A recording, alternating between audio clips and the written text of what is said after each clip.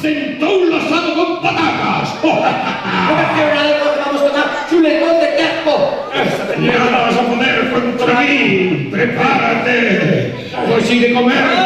Capitán Asado. ¡Qué rico! El dragón. Puede ser. Vamos a empezar con nuestra danza para liberar al pueblo. ¡Preparámonos! ¡Prepárate! ¡No va a quedar nada de ti, terco! ¿Estamos preparados? ¡Adiante, mi tropa!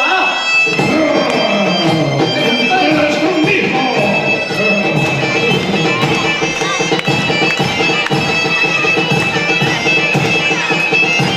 ¡Yo voy por ti, terco!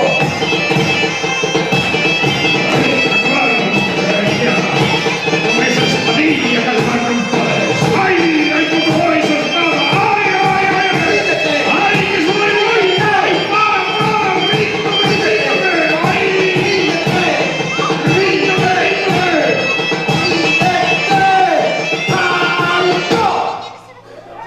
¡Ven, terco! ¡Un fuerte aplauso para mi tropa, por favor! ¡Sara! ¡Fantástica! ¡Ángel, fantástico! ¡Silvia, fantástico! ¡Débora! Antía o Débora, o Débora o Antía, o Miriam y Eva. Un fuerte aplauso, por favor. Aplausos. ¿Ves cómo que pensabas que iba a ser en Papúa? Pues prepárate, porque ahora, en el momento que a mí más me gusta de esto de cazar dragón, porque vamos a hacer un chuletón riquísimo de dragón. ¿Probaste un chuletón de dragón? No. Apártate de él. Pero, ¿cómo que apártate? No. Tenemos que comer el dragón. Hay que perdoarlo. Bueno, me tomar como perdón. Perdoalo, está moi arrepentido, sentíase moi só, por eso raptaba os nenos. Sin perdón ni nada, esto hay que comerlo para gozar, que se hora de comer. E non podemos comer unhas leituguiñas. Leituguilla, por favor. Bueno, temos un tomate experimento, déxeme pensar. Non vai faltar carne. Que pasa, Santolo? Comemos o dragón, non? Eu estou con Sandra, No, pues es comigo aquí, mi lado. Sandra está ali. Na idea. Eu penso que deberíamos darle unha oportunidade. Sí.